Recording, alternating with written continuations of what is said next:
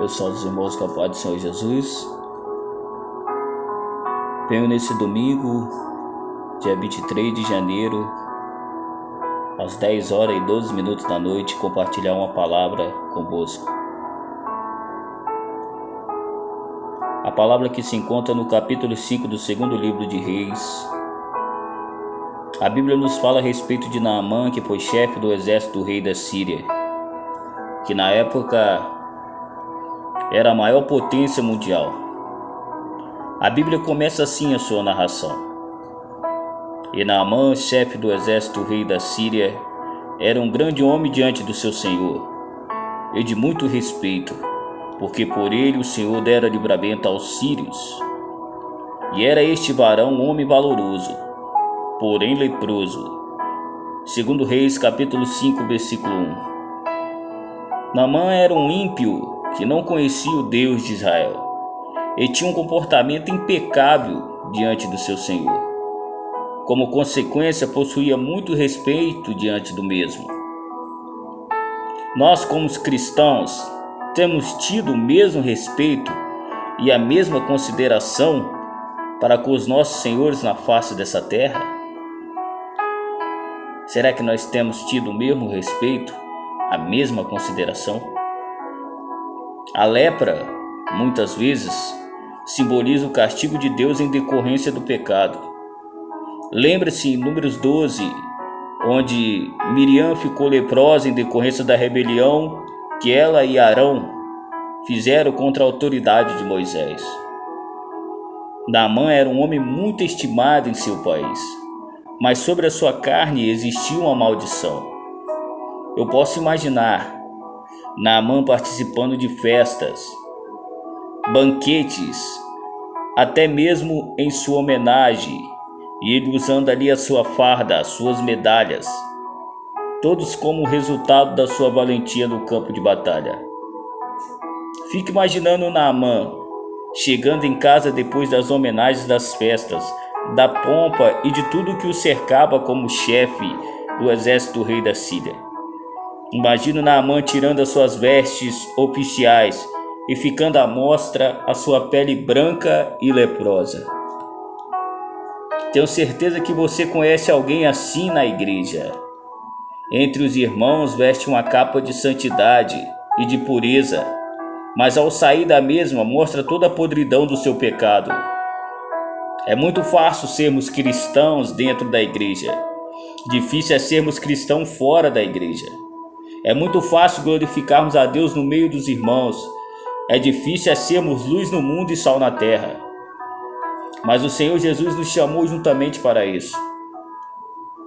Eu gosto muito da ilustração que compara o crente a uma garça. Sabe por quê? Toca na sujeira com seus pés, mas conserva suas penas brancas como a neve. E é exatamente isso que devemos fazer. Estamos no mundo, mas não devemos participar das coisas do mundo. O relato bíblico continua dizendo que existia uma menina israelita como escrava da esposa de Naamã. A mesma diz a mulher de Naamã que se o mesmo estivesse diante do profeta Eliseu, ele seria curado da sua lepra. O que é surpreendente nesta passagem é que Naamã acredita na palavra da menina, escrava, e vai até Israel. Mas o mais impressionante é que se fosse eu e você no lugar daquela menina, nós não queríamos nem saber se Naamã estava leproso ou não. Nós não queríamos nem saber se ele ia ser curado ou não, porque nós estávamos ali naquela terra cativos, e além de estar cativos, nós estávamos sendo escravizados. Estávamos trabalhando como escravos. Se ponha no lugar dessa menina. Será que nós ia termos a mesma humildade que ela? Será que nós ia termos a mesma sensibilidade que ela? Longe de casa, mas mantendo a sua fé em seu Deus, em outra terra, mas mantendo seus princípios bíblicos, a sua fé no Deus de Israel. Veja o que a Bíblia diz a esse respeito. Veio, pois, Naamã com seus cavalos e com seu carro e parou à porta da casa de Eliseu. Então Eliseu lhe mandou um mensageiro dizendo: vai e lava-te 7 vezes no Jordão, e a tua carne se tornará e ficarás purificado. Segundo Reis capítulo 5, versículo 9 e 10. É até engraçado pensar sobre o que foi narrado nessa passagem. Naamã chega até a porta da casa de Eliseu com cavalos e com seu carro. Uma comitiva enorme chega à porta da casa do homem de Deus, que não se dá nem ao trabalho de atendê-la, mas manda o mensageiro Geazi dizer a Naamã para mergulhar 7 vezes no Rio Jordão. Naamã ficou muito indignado. Não era o tipo de recepção que ele esperava. Porém, Naamã muito se indignou e se foi, dizendo: eis que eu dizia comigo mesmo, certamente ele sairá, por-se-á em pé, e invocará o nome do Senhor seu Deus, e passará sua mão sobre o lugar e restaurará o leproso. Não são porventura os rios de Abana e Farpá, rios de Damasco, melhores do que todas as águas de Israel? Não me poderia eu lavar neles e ficaria purificado?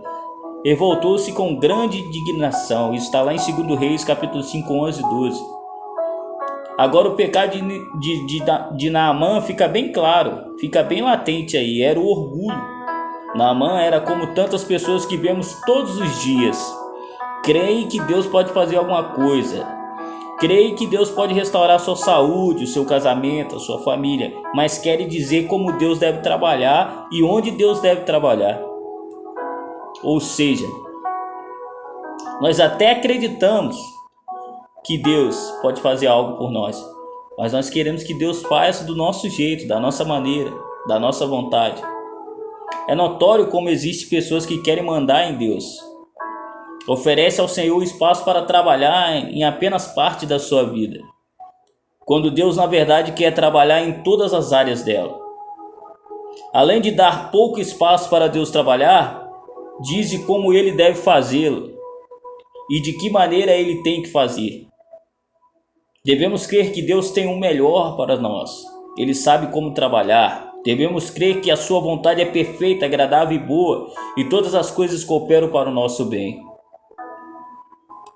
Naamã foi confrontado por Deus naquilo que ele mais temia, o seu orgulho.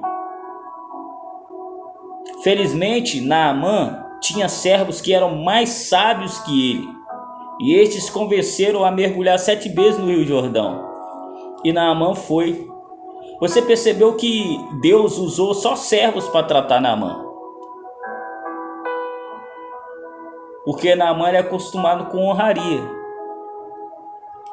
E Deus usou só servos para tratar com Naamã. Então desceu e mergulhou no Jordão 7 vezes, Naamã, conforme a palavra do homem de Deus. E a sua carne tornou como a carne de um menino e ficou purificado. Segundo Reis 5,14. Destacado nesse texto em negrito está o que Naamã precisa fazer: descer. Naamã fez o que tantas pessoas precisam fazer hoje: descer. Eu destaquei aqui no texto. Antes de subirmos, precisamos descer. O significado de Jordão é justamente esse: aquele que desce. Às vezes nós achamos que porque Deus nos usa, nós somos melhores que alguém, mas nós não somos nada diante de Deus. Tudo que fazemos e tudo que façamos é para a glória dele. A ele é toda a honra, toda a glória, todo louvor e toda adoração. Mas às vezes nós se achamos grandes demais, então precisamos descer e nos mergulhar. Imagine Naamã começando a tirar a sua roupa na frente dos seus comandados. Ali os seus capitães, ali os seus generais, ali os seus soldados. Será que ele pensou que depois daquele ocorrido ele nunca mais teria moral para comandar o exército do rei da Síria? Será que não passou pela sua cabeça que ele preferiria morrer leproso a passar por tão grande humilhação? Porque isso para ele era uma humilhação. Um cara que só recebia honrarias ter que tirar sua roupa e deixar à mostra toda a sua lepra diante dos seus soldados. E depois que ele começou a mergulhar, será que ingeriu lama? Com certeza o seu orgulho tinha sido devastado ali. Imagine ele que no seu país, por onde passava, as pessoas tinham de se curvar diante dele. Quando muito mostra profunda reverência, estava ali se humilhando para ser purificado da lepra. Muitas pessoas prefeririam morrer leprosas a passar por tão grande humilhação. Acredite, querido, depois do primeiro mergulho, os outros seriam... Acredite que depois do primeiro ali, os outros 6 seriam muito mais fáceis. Depois da primeira humilhação, as outras passam a ser mais fáceis. Nós passamos a suportar mais. Depois de toda humilhação, sempre vem a exaltação. Com Naamã ocorreu a mesma coisa. A recompensa veio, a lepra tinha sumido, sua carne estava sã, como a de uma criança. Nós vemos aí a fidelidade de uma serva de uma terra estranha ao seu Deus, mesmo tão longe, sendo fiel ao seu Deus. Vemos aí também uma pessoa que precisava ter um agir de Deus na sua vida, ser tratado. Tem muitos crentes hoje dentro da igreja precisando de cura espiritual. Essa lepra representa uma doença espiritual, na qual muitos hoje dentro da igreja estão doentes, precisando de uma cura. Qual tem sido o seu Rio Jordão? Será que é uma igreja pequena, onde ninguém reconhece o seu valor? Será que é um líder que Deus colocou sobre a sua vida que você julga ter uma capacidade muito superior a dele? Qual é o seu Rio Jordão? Será que o seu Rio Jordão são tarefas que você não vê nenhum valor? Se pedir para você limpar os bancos da igreja, fácil. Se a sua tarefa é carregar a cadeira para cima e para baixo, Deus sabe como muitas vezes eu fiz isso. Faça com alegria. Se a sua tarefa é limpar os banheiros, isso também fiz algumas vezes, limpe-os, louvando a Deus. E se o seu Rio Jordão for você fazer todo o trabalho para as outras pessoas receberem os méritos, os outros receberem os parabéns e você não receber um mísero obrigado, lembre-se do galardão. Deus está vendo todas as coisas e Ele não é injusto para se esquecer da vossa obra e do trabalho e do amor que para com o seu nome mostraste enquanto serviste aos santos e ainda serves. Eu tenho certeza que o Espírito Santo está ministrando agora a você qual é o Rio Jordão que você tem de mergulhar. O Espírito ministra que enquanto você não mergulhar nesse Rio Jordão, ele não vai poder exaltar. Você, amado, se lembra onde o Senhor Jesus foi batizado? E aconteceu naqueles dias que Jesus, tendo ido de Nazaré da Galiléia, foi batizado por João no Rio Jordão. Marcos 1:9. Deste mesmo Jordão que Naamã se recusou a mergulhar, o Senhor Jesus mostrou e entrou nessas mesmas águas sujas, lamacentas e barrentas da humilhação que Naamã se recusou a entrar. O Senhor Jesus entrou e se humilhou-se para nos dar o exemplo. Esta mesma passagem está narrada no Evangelho de 2 Marcos. De 2 Mateus, perdão. Esta mesma passagem está narrada no Evangelho segundo Mateus, melhor dizendo. Então veio Jesus da Galiléia ter com João junto do Jordão para ser batizado por ele. Mas João opunha-se a ele, dizendo: Eu careço de ser batizado por ti, Senhor, e vens tu a mim? Jesus, porém, disse: Deixa por agora, João, porque assim nos convém cumprir toda a justiça. Então ele o permitiu. Mateus capítulo 3, do 13 ao 15. Mas pensa comigo, qual seria a nossa reação se nós estivéssemos ali no lugar de Jesus nesse momento, diante da proposta de João? Será que nós teríamos a mesma humildade que Jesus? Será que nós pensaríamos da seguinte forma: É verdade, João, afinal de contas eu sou superior a você. Se fosse nós, Tu és apenas o meu precursor. Eu sou filho de Deus, não é mesmo? Parabéns pelo seu brilhante desempenho. Mas para demonstrar para toda essa multidão que eu tenho autoridade sobre a sua vida, eu vou lhe batizar. Se fosse nós no lugar de Jesus, nós ia falar desse jeito. Porque muitos de nós hoje queremos a glória de Deus para as nossas vidas, sendo que a glória, a única e exclusiva, é do Senhor. Ele sendo Deus, ele não teve soberba. Ele não teve arrogância, ele não teve petulância, ele não teve a proposição de se exaltar, mas sim de se humilhar.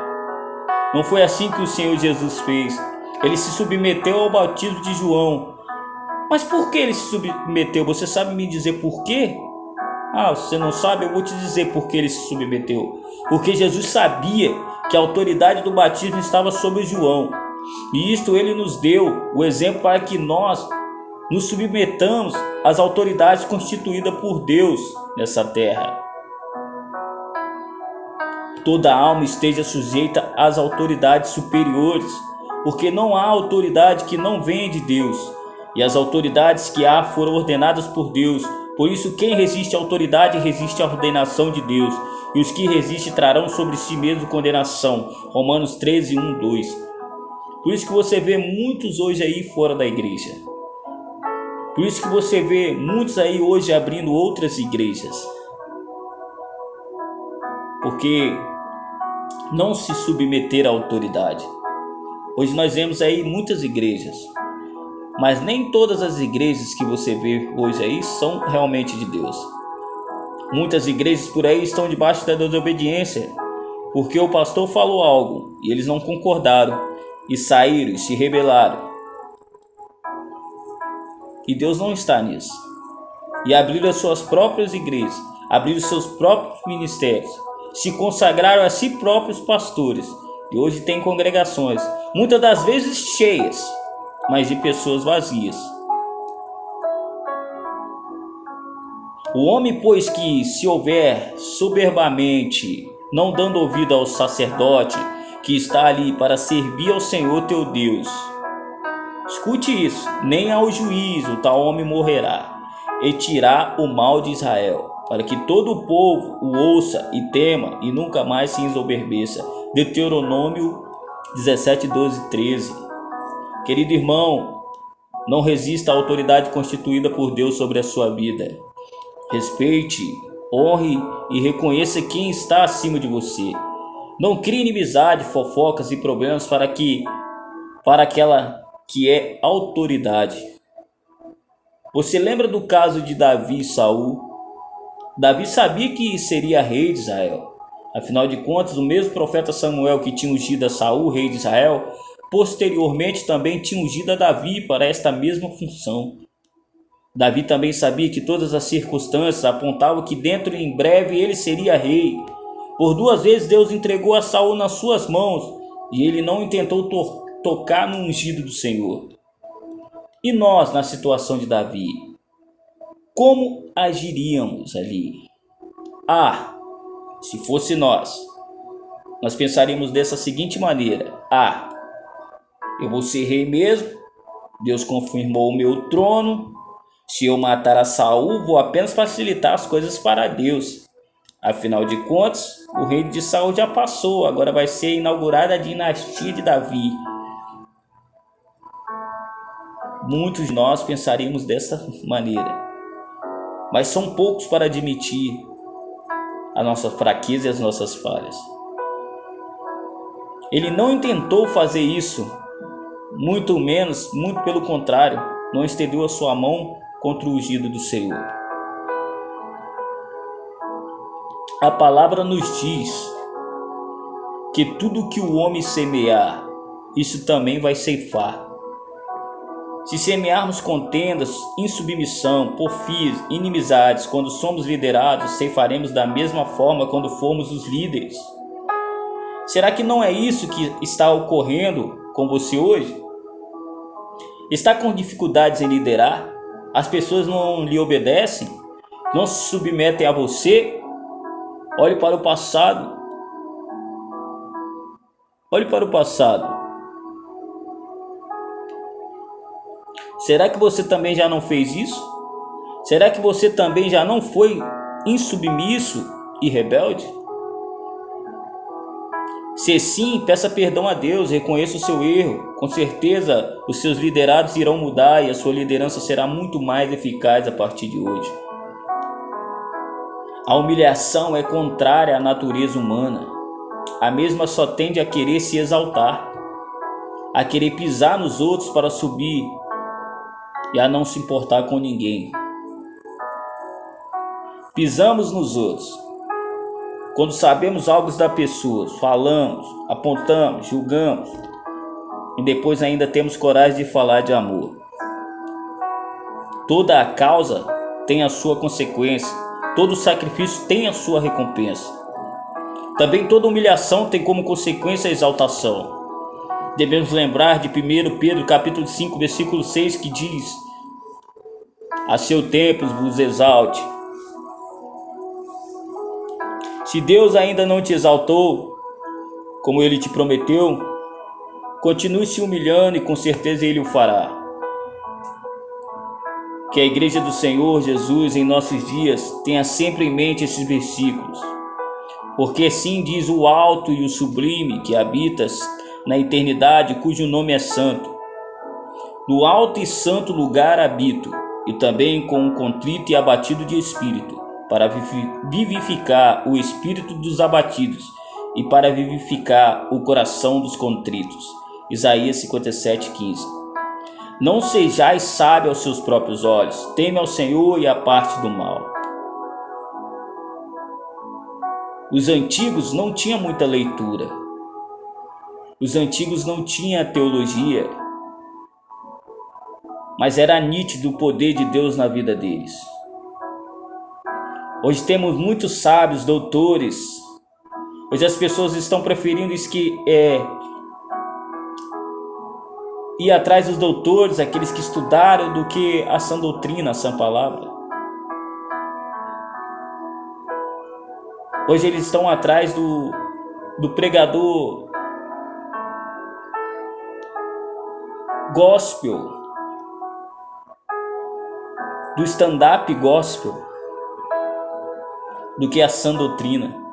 Hoje as igrejas liberais estão lotadas de gente, mas as que pregam a verdade, as que têm doutrina, são pouca gente. Saiba que não adianta pedirmos unção ou poder de Deus sobre nós se não formos humildes.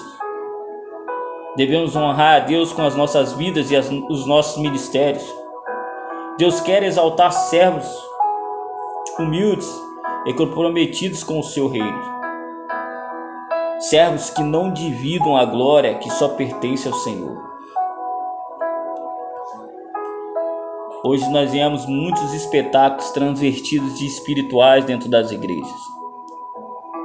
As igrejas hoje são negras, são pretas. Hoje trazem as coisas do mundo para dentro das igrejas, achando que isso está agradando a Deus, mas está agradando somente a si próprio. Quando o homem quer agradar o homem, ele não agrada a Deus. Mas quando o homem agrada a Deus, ele desagrada o homem. Porque os pensamentos de Deus são diferentes dos nossos. Completamente diferentes dos nossos. E aqueles que querem seguir a Deus na sua sã doutrina são taxados de loucos. São taxados de fanáticos. Mas é melhor ser um louco, um fanático no céu, pregando a verdade, vivendo a verdade, do que ser um fanfarrão e ir para o inferno. Hoje nós vemos igrejas lotadas, abarrotadas de gente, mas quando deita sua cabeça no travesseiro não tem paz. Os problemas vêm, eles não têm aonde recostar a cabeça, porque aquele evangelho que é pregado é superficial, não tem um discipulado, não tem uma base, não tem uma raiz. Pessoas que precisam de cura, assim como Naamã, se humilhar, descer porque acham que são grandes, porque Deus os usa, são melhores, porque tem tanto tempo de casa, são maiores. Mas o seu tempo de casa não agrada a Deus, não enche os olhos de Deus. As suas obras sociais não enche os olhos de Deus. O seu falar em língua não enche os olhos de Deus.